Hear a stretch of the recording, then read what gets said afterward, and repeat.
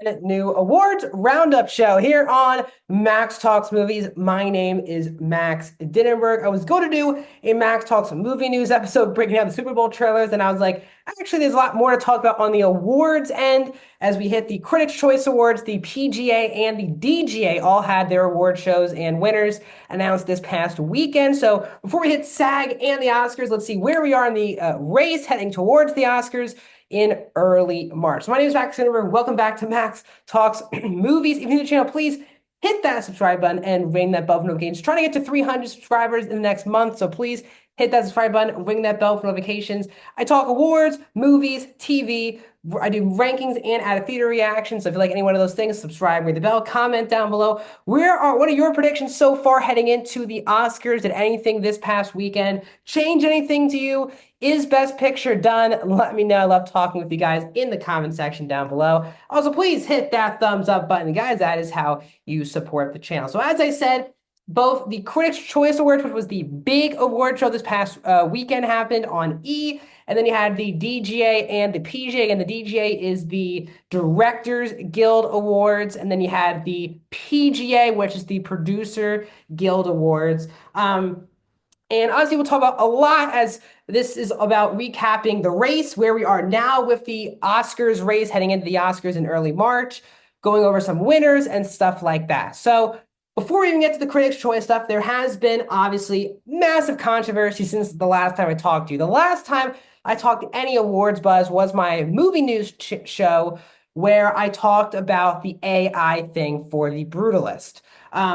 Now, I talked about the Amelia Perez controversy as pertains to getting 13 nominations on awards day. I have not spoken publicly about the comments from Carla Sofia Gascon, who played Amelia Perez in the movie Amelia Perez. And it has very much damaged the entire movie. Basically, I do think Amelia Perez's chances, if there were any, to actually win Best Picture have been completely shut out. Now, it is important to know that Zoe Saldana did win Best Supporting Actress at the Critics' Choice. Now, what I will say is, I'm here, I'm covering the race, and I do love some of these award shows.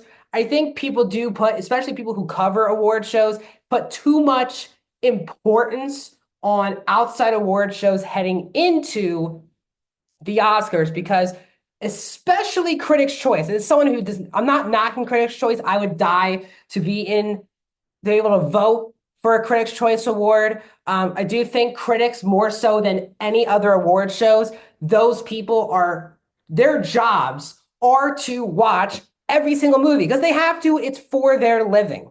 But you have people who vote for the Oscars, who vote for SAG, DJ producers, these are working actors, directors, producers, working people in Hollywood who don't have the time to sit down and watch every single awards film.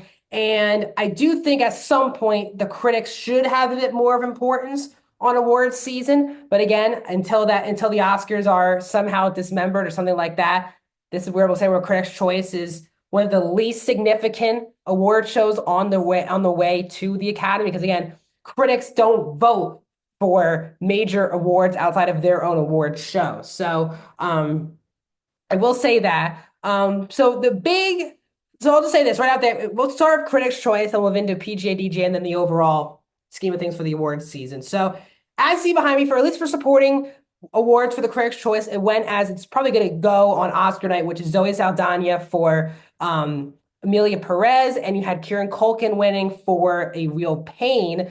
Those seem like kind of slam dunks at the moment. I think both races feel like those two are the heavy favorites, but I wouldn't say they're surefire wins. Kieran Culkin, even though I just watched A Real Pain for the first time around 2 weeks ago. Adored the film, adored him in the movie. I don't really like that the movie just isn't getting as much respect throughout awards season. Obviously, the movie wasn't even nominated for Best Picture. It did get screenplay and it got supporting actor at the Oscars. And I'm rooting for Kieran Culkin in awards season, so I was happy to see him once again win. And again, tweets of Carla Sofia Gascon should not hurt Zoe Saldana for winning an award. I think for people who are saying that are, in my opinion, jokes. If you don't like the performance, that's one thing, but to say that one person's tweets should destroy another person's hard work and dedication to a project and a performance you're insane, in my opinion. And I'm someone who, even before all these comments, knew that Zoe Saldana was the best part of that movie by far. She's really the lead of the movie in most of that film, and she deserves all the credit for that performance. She's been, again, this is a tough now award season where you've had Jocko DeArtes, the director of the movie, saying, basically radio silencing Carlos Sofia Gascon. You have people asking Selena Gomez and Zoe Saldana these questions. It is just a rough spot. And overall, I just want to say this as someone who loves the Oscars and loves being that kind of Oscars guy for the last, I would say, 11, 12 years of my life, or no, yeah, 13, 14 actually years being the quote unquote Oscar guy for a lot of people. It's just disappointing how kind of awful this season has kind of turned into because you've had so many, I think each movie's had like some controversial subject matter being brought up about them. Now, not to the degree of Amelia Perez, but even like not having I forget what you call it, a coordinator on Nora that was talked about really early in the awards race, an intimacy coordinator that was brought up so early on, and people now forget that that was even a controversy months ago because the brutalist AI thing seems to be bigger than I was expecting, and the work for Amelia Perez has now been kind of dampened by tweets. Now, I'm going to say this off the bat, get this out of the way first, then I'll move into my general thoughts on the award season and why this is a bit bad award season. But as I'm going to say, I do not condone any of the tweets that Carlos Sofia Gascon has made as someone who is openly talked about me being Jewish. They are really harmful, hurtful tweets. And it seems like a lot of celebrities and a lot of just people publicly on social media, it's been really bad anti-Semitic tweets over the last, really a lot over the last like 5 years, especially the last like year or two. It's just terrible. And those tweets, there's no defending them. To act, as someone who is transgender and someone who is, Latino, to have someone like that talk about openly for months, not, trying to welcome in more people and from other communities, and then basically destroying people who are from or are of those communities. It is very hurtful. So I'm not going to condone those tweets. I do think people, in my opinion, who have said that, she needs to rescind her nomination, that I don't agree with, because that was set a whole other really bad precedent for years to come. It's one thing if she's not comfortable going to the award show and the Oscars don't want her to go to the award show. That's a whole other conversation. I'm not someone who's rooting for a rescinding. She's not going to win the Oscar. And that will lead me into that Demi Moore won the Critics' Choice Award. She's been winning basically all these award shows. We'll see if she wins at SAG. But I don't think Gascon was ever a real threat to win the award, in my opinion. But obviously, this whole stuff has eliminated her from definitely winning the award. So it'll be, again, I think it's a really hurtful thing. It's made really this whole award season feel really bad that the brutalist AI situation, as I have continued to say, just isn't a big deal. I don't understand that the AI thing, which is so minute addition to the brutalist. It is not her what the movie is, the performances, the filmmaking at all. It added 2 or 3 words to a couple performances to make them sound more authentic.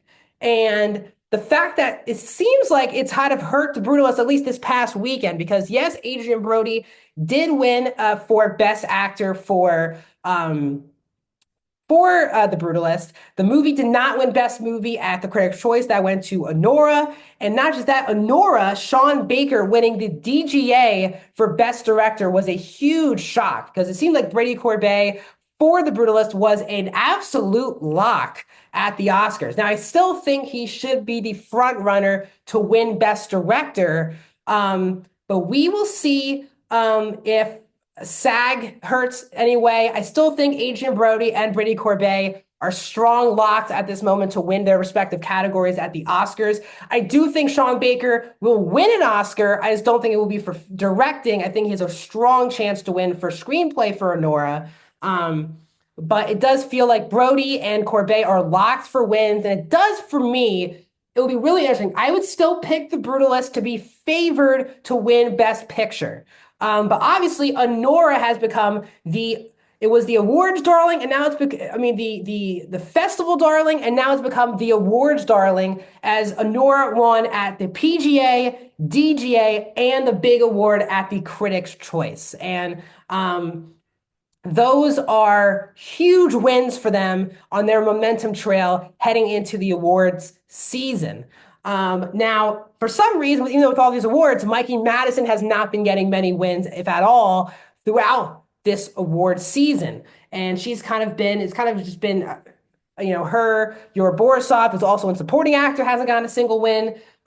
SAG will continue to be really interesting because obviously The Brutalist has major stake in that award show, as does Honora.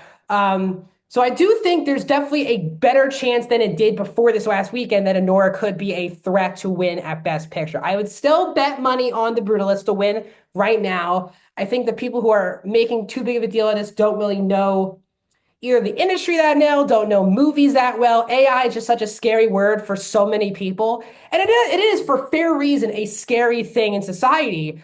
But the people just don't put in the work to research what actually AI did in The Brutalist. And also people don't realize that AI is becoming a major factor in Hollywood now. People even forget the whole story where now there's an AI program helping Lionsgate make decisions on whether to make a movie or not.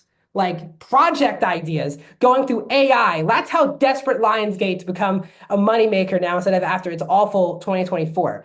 That for me is a way bigger problem than AI is telling a movie studio what to make or not than AI fixing 3 or 4 lines of dialogue or words of dialogue in a movie. Like, I'm very sorry. Those are two way different problems. And of course, one is Lionsgate, it's a major studio, but not Universal, Disney, Warner Brothers, Sony.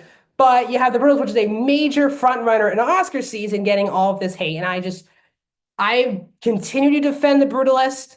Obviously, if it was my pick, I would pick Dune to win Best Picture. But if of the movies that actually have a chance to win Best Picture, I'm hoping The Brutalist wins major awards, picture, director, and actor at the Academy Awards. I'm very happy that Demi Moore has continued her success. The Substance was my favorite movie of the year. And she delivers for me the best leading actress performance of the year. I love Honora as well. And I think Cynthia Erivo was terrific in Wicked as well. I think the right person is winning this award season. Now, the big kind of hilarious shocker was that John M. Chu won Best Director at the Critics' Choice. He's not even nominated at the Oscars. Wicked, I still think, and I hate this is why Dune has never been a factor in awards season. I think Wicked won't get major wins as well at the Oscars, is that it's a bit too mainstream, which I think is horrible now. What award season has turned into, where it's all about these minute movies. And again, The Brutalist, Honora, The Substance, A Real Pain. These are movies that just not many people have seen. And this is why awards season has been deemed, a lot of people, a joke, because most of the time it's not been about what's the best movie is, it's what the best Oscars type movie is. And I just disagree that in my opinion. I'm here for the best movies. And now this year, I actually agree with a lot of movies. I think The Substance, Dune, Brutalist, Honora, Wicked, they're in my top 10 of the year. So I agree with a lot of these movies being an award season. I disagree with people that think that this is a weak award season. I think the problem here is the outside noise is so loud at hurting a lot of films. Now, some for right reasons, some for wrong reasons, but it's really made this a very distasteful award season, in my opinion. And obviously, I will be excited to watch the SAG Awards. I will be covering the SAG Awards here on this channel. So I think these SAG Awards are in 2 weeks, live stream on Netflix. Whenever the SAG Awards are, the next day, I'll have my full breakdown of the winners, the losers, what it means for the acting categories at the Oscars. But and I will cover the Oscars. I'll do a prediction video, and then I'll also do a reaction video breaking down my actual review of the show and the winners, the losers, and stuff like that. So I still love covering awards season. These are a lot of these movies I'm very passionate about, like especially like The Substance, in my opinion, movie that I believe I'm very shocked that it's made it such a big statement throughout awards season, and I'm very happy that the people who are really enjoying it like myself. But it's just been a very distasteful, hurtful award season. It probably made it light of with Conan O'Brien hosting the Oscars, but it's going to make for a very contentious, so many bad headlines for so many movies. Some movies are too mainstream, and so many people who don't watch these movies have so many opinions. Yes, I'm not officially a Rotten Tomatoes official critic, but I do the work to see all these movies.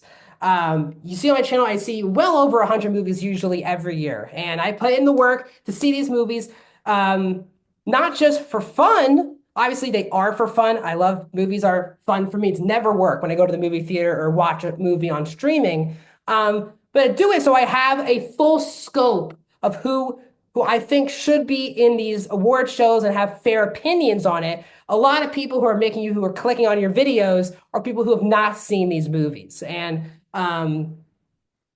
whatever Carlos Sofia Gascon tweets should not affect if you hate Emilia Perez or you like Emilia Perez. I've seen so much fair criticism of the movie, and those are the people who are not getting the views or clicks because that's not entertaining to watch, while other people jokingly hate watch a movie that they just already knew ahead of time. They're going to find so many ways to pick problems with. Those people I don't have time for in awards season. I have the times for people who, like me, care about awards season, care about the vitality of the show. I know this is a long rant, but I haven't talked about awards season in like over a month, and it has just completely changed since the last time I talked to you. And that was even when the brutalist controversy started.